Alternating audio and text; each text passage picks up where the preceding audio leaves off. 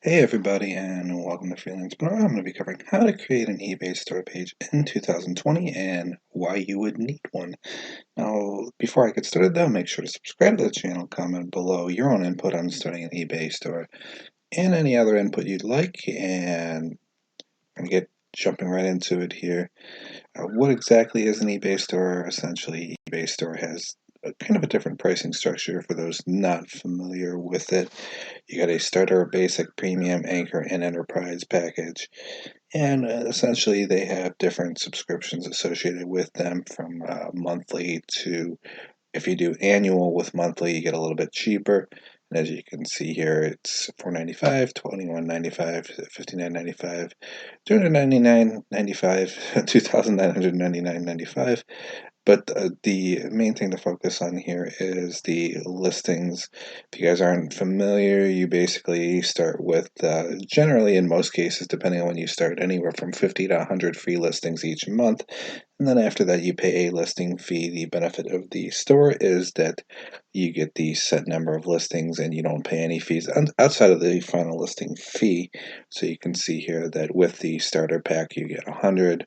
For basic, you get 250. For premium, you get 1,000 listings, so on and so forth. If you're a smaller scale business, it's not really viable to go anywhere above the 250 point, and you should only be going to that point if you're already selling some stuff, because $21.95 is kind of steep if you don't really get very many sales. Even $5 a month is kind of steep if you're still not getting very many sales, as you can see here. Free subscriptions to Telepeak Research Tool is, you don't get that with the starter, but you get that with the basic, premium, anchor, and enterprise. I haven't really considered anything beyond the starter and basic area, and I don't really use the research tool, so I don't have any input really on that. As you can see here, if you start with the starter pack after the 100 listings plus the free ones that you get initially, that means a 30 cents per listing fee. So you can see how that can kind of add up if you're listing. And this doesn't matter whether you sell or not, they're going to still charge you that listing fee if you go beyond your fixed price listings. So you got 30 cents, 25 cents, 10 cents, 5 cents, 5 cents. Then you got auction listing fee above free allocation, same thing. 30, 25, 15, 10, 10. You got eBay branded shipping supplies coupon.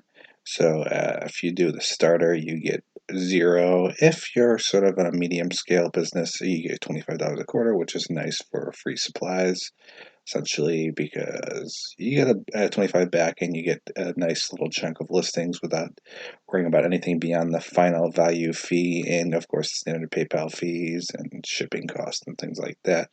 And then you got discounts to business services, check mark on all of them, and a credit toward promoted listings. You don't really get anything until you go to the anchor, but I don't feel that unless you're on a super large scale. And if you're on a super large scale to that point, it's better to be using Amazon FBA instead. Then you got final value fees, most categories, 10% on that. And then you got 4 to 99.15%. So depending on what you're selling, that's another thing to save here on the basic plan, that as you can see here, you got 10%, or you got 4 to 9.1.5%, so you're saving money on that. You're also saving money on the discounted coupons here. So ideally, if you're on a smaller scale but not too large scale, the basic membership here from eBay is the best way to go. So you can see here, you got final value fees listing clearly. You got the 12% for the music and books, DVDs, and movies. You got music records 10%, 9.15%. Maximum final value fee caps for most categories. So you get a cap there that's going to be kind of significantly different. So if you're selling larger scale items, or not larger scale, but larger profit items, you won't necessarily be paying as much of a fee. So you can see here 0%, 0%. Final value fee for guitars and basses, and 3.5%, 3.5% with a cap. And then final value fee for heavy equipment is 2% and 1.5% with caps. then, of course, all store subscribers get access to promoted listings, promotion manager, exclusive tools to optimize listings. I'll cover promoted listings in another video, so make sure to subscribe to the channel if you want to check that out. It'll be kind of in a series here, so you just kind of follow the playlist and it'll bring you right to it. And then, as you can see here, you can do different branding stuff. I found that kind of pointless. The only thing that I find valuable is the promoted listings, and then you got dedicated support if you want to go up to that large scale of an eBay store. But once again, once you get to that kind of point, you're better off just doing Amazon rather than eBay.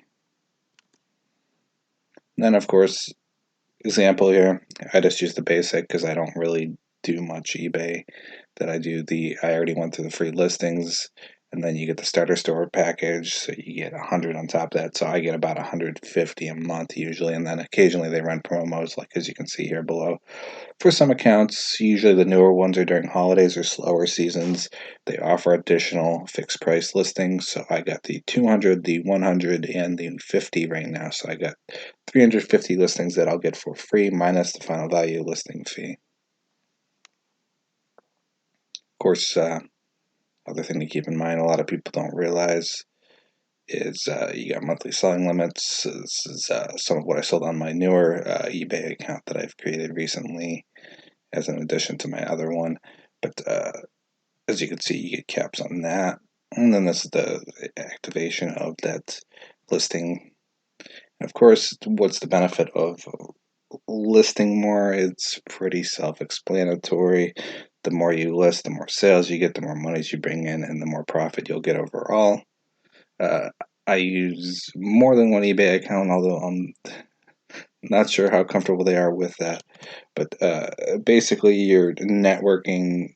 You get more exposure to more people. So if you have 100 listings, you have 200 listings, you have 1,000 listings, so on and so forth. That's quite a big difference than having 10 listings, 15 listings, so on and so forth. So the more you list, theoretically, the more you're going to sell, assuming that you're pricing things at reasonable prices and you're not trying to price gouge or anything like that. And then, of course, I already mentioned earlier about the listing fees, 30 cents, 35 cents, and that's for every listing you go above that allocated point. So if you think you're going to be listing more than 50 items a month, it's best to consider that starter package, at least the initial one for the monthlies for eBay stores. I'm not going to go too much into the fees here with this. I'll be covering that in another video, so make sure to listen in for that. And of course, you got the storefronts here, basically to access the store and edit the store once you've already processed it through the initial area there where you just go to the subscription listing prices, and then you just click to subscribe to a store, and then you do the subscription to the store, and then it processes that, and then you have access to the store. And it's my eBay, and then it's edit store. Edit store brings you to a place like this here, as you can see. You got the a name that you can name it. You got the billboard you can use. You got the logo you can use. You got the description.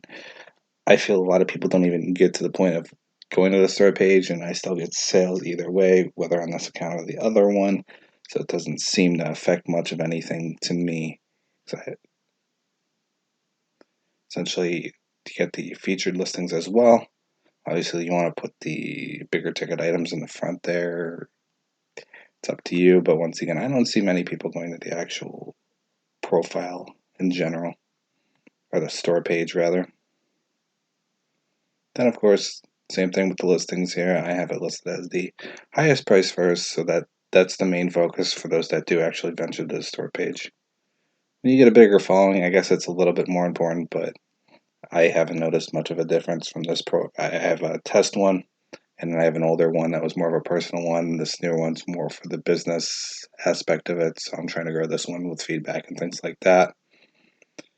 You can see here the featured items right there, the 4 that I picked. Then I got the other listings here. You can list it, they could choose all listings, auction by now, so on and so forth. And that's about all I was going to cover in this video here. If you guys would like more inputs, feel free to comment below. But essentially, you got 1, 2, 3, 4, 5 different store pages that you can consider. Realistically, the viability of anything beyond the basic is kind of a waste of money. The basic is viable because you get discounts both. Once again, I'll highlight here with the supplies that you get, $25 credit, and you get a slightly less final value fee, and then slightly less on other fees for final value. You get 350 and 750 cap for the smaller one. So if you're shipping a lot and the costs are adding up and you don't want to pay as many listing fees and you have a lot of inventory, the second one here is probably more viable than basic. But for those just starting out, I would just stick with the starter pack until you start selling enough that it's worth doing so in the first place.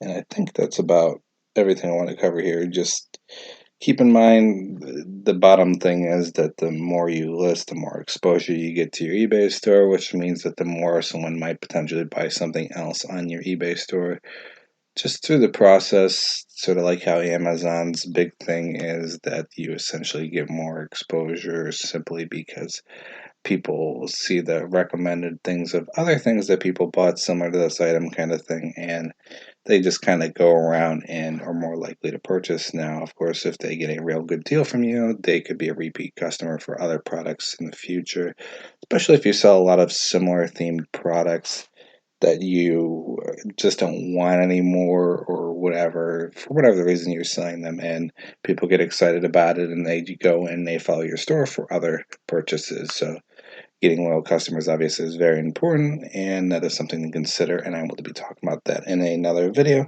Just wanted to cover the basics of how to basically create a store and what the benefits of creating a store are for those that were considering eBay as a business. Thanks for listening in, and have a great day.